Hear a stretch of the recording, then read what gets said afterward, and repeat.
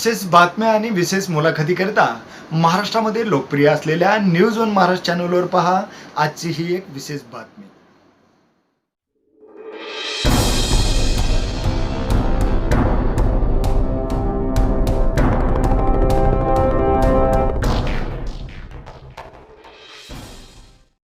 मी Santosh Rokade, news one Maharashtra channel पाहणाऱ्या लाखो प्रेक्षकांचं स्वागत. ग्रेट बेट या विशेष कार्यक्रमाअंतर्गत आज आपल्या समोर आहे शिवाजी बनशीअण्णा सिरसाट, सरपंच तेलघाणा तथा घाटनांदूर सर्कल जिल्हा परिषद सदस्यपदी. शिवाजी बनशीअण्णा सिरसाट यांच्याबद्दल मुद्दामून सांगावंसं वाटतं की मागच्या अनेक वर्षापासून ते राजकारणामध्ये सक्रिय आहेत. 1997ला ते वयाच्या 21व्या वर्षी सरपंच झाले. अगदी सरपंच झालेल्या दिवसापासून ते आज ताग आहेत. त्यांची गावाशी असलेली जी काही नाळ आहे ती अत्यंत घनिष्ठ आहे.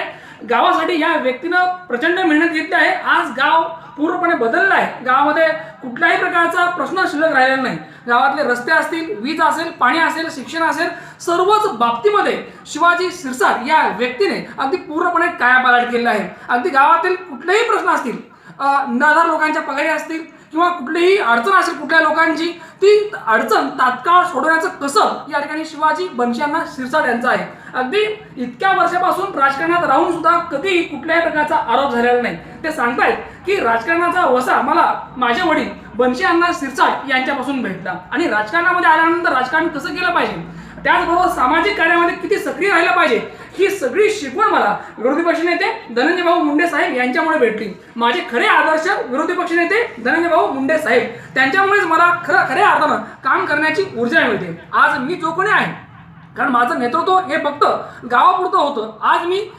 सर्कलचा जिल्हा परिषद सदस्य आहे. याचं कारण म्हणजेच भाऊंनी वेळच्या वेळी मला मार्गदर्शन केलं आणि म्हणूनच मला राजकारणामध्ये गगनभरारी घेता आली. आज आणि उद्या आणि कालही जे काही आहे मी आज, ते फक्त म्हणजे एकमेव व्यक्ती विरोधी पक्षनेते धनंजय भाऊ मुंडे साहेब. आपल्यासमोर आहेत ग्रेट बेटमध्ये शिवाजी बनशीअण्णा सिरसाट, सरपंच तेलघाणा तथा जिल्हा परिषद सदस्यपदी. साहेब, तुमचं या ठिकाणी ग्रेट बेट या विशेष कार्यक्रमात स्वागत. तुमचा राजकीय प्रवास फार उल्लेखनीय आहे. कुठल्याही प्रकारचा डाग तुमच्या चारित्र्यावर नाही, तुमच्या कामावर नाही. एक चारित्र्य संपन्न व्यक्ती म्हणून लोक तुमच्याकडे बघतात. तर राजकीय प्रवास कसा आहे, कधी राजकारणामध्ये आलात आणि राजकारणात काय यावं असं वाटतं?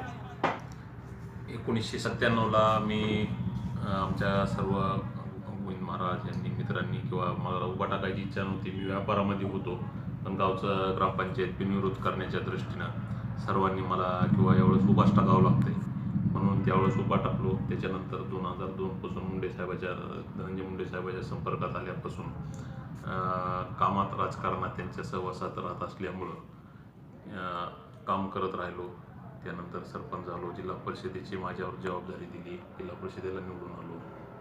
सर्व त्यांच्या मार्गदर्शनाखाली जे काय घाटनांदूर सर्कल असेल त्या सर्कलमध्ये पूर्ण वेळ काम करतो मी. जे काही समस्या असतील, अडीअडचणी असतील, त्या पूर्ण वेळ सोडवण्याचा प्रामाणिक प्रयत्न करतो. वयाच्या 21व्या वर्षी शिवाजी सिरसाट हे तेलघाणा या गावचे अगदी बिनविरोध सरपंच झाले आणि आजही त्या ठिकाणची ग्रामपंचायत त्यांच्याच ताब्यात आहे. तब्बल 25 वर्षापासून ही व्यक्ती त्या गावामध्ये नेतृत्व करत आहे. याचं कारण असं आहे की कधीही या ठिकाणी त्यांनी स्वार्थ पाहिला नाही. राजकारण म्हणजे फक्त बिझनेस हे डोक्यात पण नाही, उलट मला गावासाठी काहीतरी करायचं आहे ही भावना आहे आणि या भावनेमुळे लोकांनी त्यांच्यावर विश्वास दाखवला आहे. असं म्हणतात की लोक धावून येतील शब्दावरी, वागणे आपले चांगले पाहिजे. आपलं वागणं चांगलं असेल तर लोक धावून येतात आणि लोक विश्वास ठेवतात. अगदी एक वंदनीय विश्वसनीय व्यक्तिमत्व म्हणजे शिवाजी बनशीअण्णा सिरसाट. साहेब, तुम्ही वयाच्या 21व्या वर्षी सरपंच झाला, त्यावेळेला नेमकी परिस्थिती काय होती आणि काय भावना होत्या नेमक्या? गावातील सर्व वडीलधाऱ्या मंडळींना ते वाटले की नवीन तरुण तडफदार मुलगा आहे, याच्या हाती सत्ता दिली तर गावाचा 100% कायापालट होईल. या दृष्टीनं आम्हाला सगळं त्यावेळेस नवीन पोरांनाच्या हातात सत्ता दिली. आमचे वडील पहिले 20 वर्षे सरपंच होते. त्यांनी आता मला नको म्हणल्यामुळं गावामध्ये कुणालाही करायचा असा विचार होता, पण सर्व गाववाल्यांनी पारावर बसून बैठक घेऊन किंवा नको तुम्ही शिवाजी भाऊला करा सरपंच, आपण बिनविरोध करू म्हणून त्या दृष्टीने बिनविरोध केला आणि तिथून पुढे मी राजकारणात वळले गेलो. वयाच्या 21व्या वर्षी तुम्ही सरपंच झाला, त्यावेळेला लग्न झालं होतं का? नाही, लग्न नव्हतं झालेलं.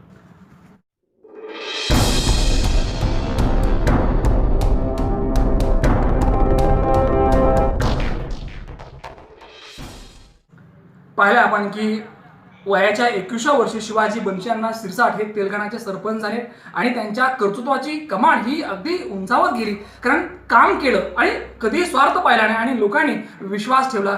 आज तागायत या ठिकाणी त्यांच्या अवतीभोवतीच त्या ठिकाणचं राजकारण फिरतं. साहेब, तेलंगणाचं नेतृत्व करणारे तुम्ही आज या ठिकाणी घाटनांदूर जिल्हा परिषद सर्कलचं आपण नेतृत्व करत आहात.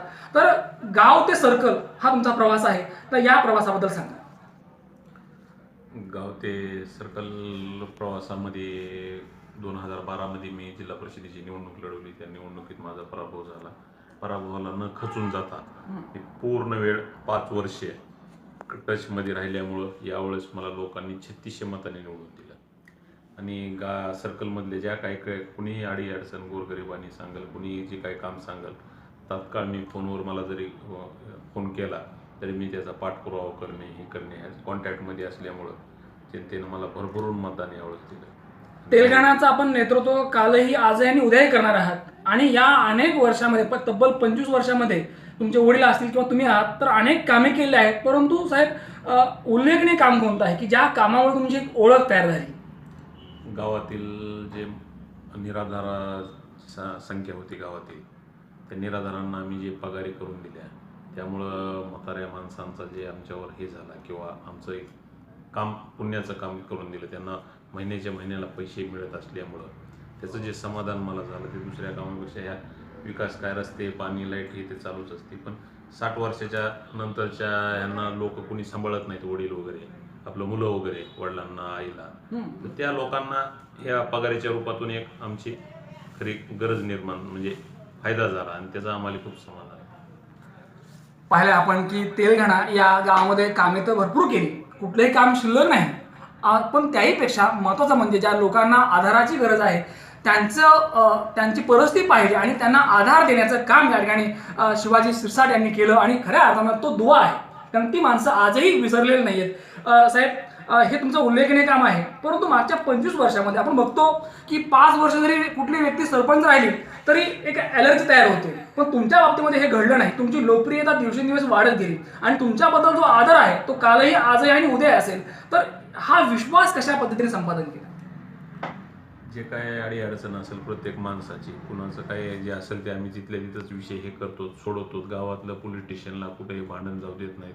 गावातले विषय गावातच मिटवून टाकतो. त्याच्यामुळे अलर्जी वगैरे व्हायचा काही संबंध नाही. ज्याचं चुकलंय त्याला चुकलंय, ज्याचं बरोबर म्हणजे न्याय थोडा निवाडा करून चिखलफेक किंवा गलिच्छ राजकारण नाही, गलिच्छ राजकारण करत नाहीत. कुणाला कुठंतरी अडकवायचं, कुणाला काहीतरी करायचं, त्याच्यातून द्वेष आणि हे तयार होतो. त्यामुळं गाव लेवलच्या राजकारणात माणूस म्हणजे विकासाचं राजकारण केलं पहिल्यापासून. विकास आणि जे काही आपल्याला पॉझिटिव्ह जे होईल ते चांगलं करायचं, वाईट कोणाचं करायचं नाही. म्हणजे कार्यसम्राट विरोधी पक्षनेते धनंजयभाऊ मुंडे साहेब यांनी जे शिकवलं, जी शिकवण दिली त्यानुसार तुम्ही काम करत आहात. पद्धतीनं काम करत गेल्यामुळे कुणाची नाराजी अगर कुणाचा काही प्रश्न निर्माण होत नाही. पाहिलं आपण की विरोधी पक्षनेते धनंजयभाऊ मुंडे साहेब यांनी ज्या पद्धतीने मार्गदर्शन केलं त्यानुसार ते काम करतायत. अगदी गलिच्छ राजकारण न करता फक्त विकासाचे मुद्दे आणि सर्वांना बरोबर घेऊन, सर्व जाती धर्मातील लोकांना बरोबर घेऊन ते काम करतात आणि म्हणून त्यांची लोकप्रियता ही टिकून राहिली, उलट दिवसेंदिवस ती वाढत चालली आहे. घाटनांदूर जिल्हा परिषद सर्कलचे आपण जिल्हा सदस्यपदी आहात, तर एक जिल्हा परिषद सदस्य या नात्याने काय कामे सुरू आहेत? घाटनांदूर जिल्हा परिषद सर्कलमध्ये आमच्या घाटनांदूरला प्राथमिक आरोग्य केंद्र आहे.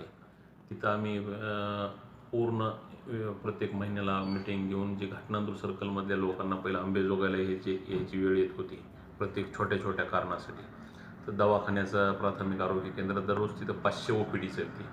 प्राथमिक आरोग्य केंद्रात दररोज कमीत कमी 400 ते 500 डॉक्टर मुंडे साहेब आहेत, त्यांच्या ह्याच्याखाली आम्ही पूर्ण सहकार्य करतो. त्यांना दररोज 500 रुग्ण तपासणी होती. पुन्हा मतदारसंघातील जेवढे रस्ते आहेत, हॉटमिक्स आपल्या स्टेट हायवेपासून गावाला जोडणारे सर्व रस्त्याचे आम्ही प्रस्ताव मुख्यमंत्री ग्रामसडक असेल, अगर जिल्हा परिषदेच्या गडबा योजनेअंतर्गत असेल, अगर DPTCतून जोडण्यासाठी सर्व प्रस्ताव दाखल करून त्याचा अर्धे कामं मंजुरी झालीत, अर्धे कामं पाठपुराव्यामध्ये आहेत. सर्व मतदारसंघातले रस्ते डांबरी रस्त्यानं जुटावेत. सर्व मतदारसंघामध्ये आता पाण्याच्या ज्या गावाला योजना नाही त्या पाण्याच्या योजनांची आम्ही मुख्यमंत्री पेयजल असेल, राष्ट्रीय पेयजल असेल किंवा जी कुठल्या अगर जुनी योजना असेल तर तिला दुरुस्तीमध्ये कसं टाकता येईल, काय करता येईल, लाईट पाणी रस्ते आणि आरोग्य ह्या विषयावर आमचं तेलंगणाचे जास्त भर आहे. सरपंच आहात तुम्ही, आज या ठिकाणी जिल्हा परिषद सर्कलचे तुम्ही जिल्हा परिषद सदस्यपदी आहात, परंतु पदं एवढी आली पण स्वभावामध्ये कधीही बदल झाला नाही. तुम्ही कालही आणि आजही तसेच आहात. तर याच्या मागे नेमकं काय रहस्य? कारण बऱ्याच वेळेला पद भेटल्यानंतर माणूस बदलतो, पण तुमची बदलण्याची कुठलीच भूमिका नाही करत. पद स्वभाव तोच आहे. स्वभाव बदलण्याचा विषयच येत नाही ना काही. स्वभावाचा बदलण्याचा विषय काही नाही. पण जे आपल्याला होतं तेवढं कामं करून हे करणे सर. सिरसाट साहेब, आज दुष्काळ आहे. खऱ्या अर्थानं तुम्ही एका गावचं नेतृत्व करतात, त्याचबरोबर तुम्ही जिल्हा परिषद सदस्यपदी आहात. फार मोठी जबाबदारी आहे. तर येणाऱ्या काळामध्ये या ठिकाणी तुम्ही या दुष्काळाचा सामना कसा कराल?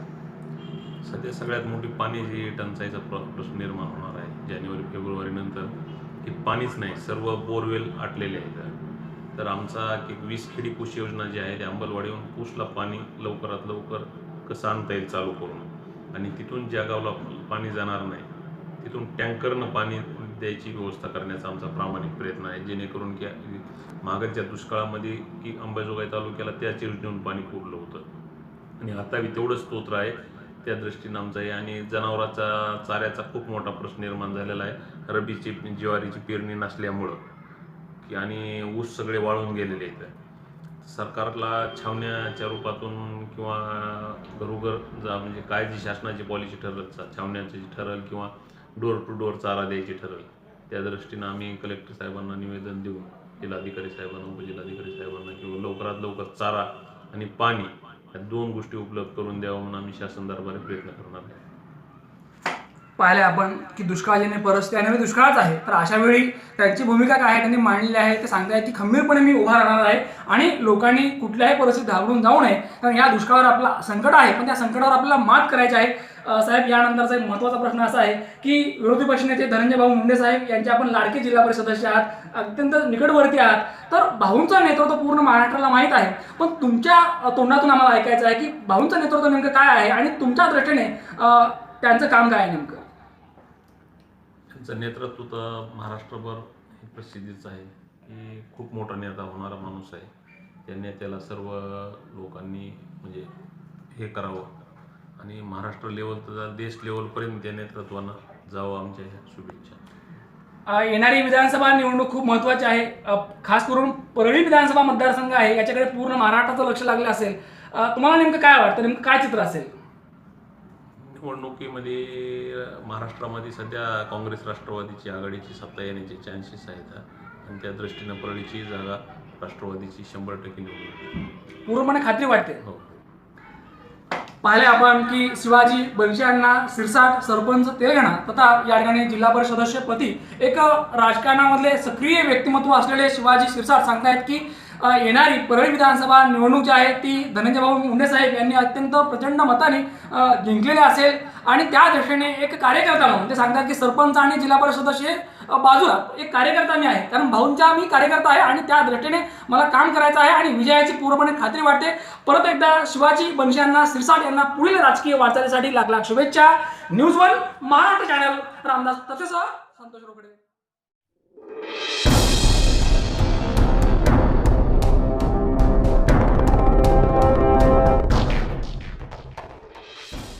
आप इस चैनल को सब्सक्राइब जरूर कर लें और साथ ही बेल के बटन को भी दबा दें, जिससे आगे भी आपको ऐसी ही जानकारियां मिल पाएं।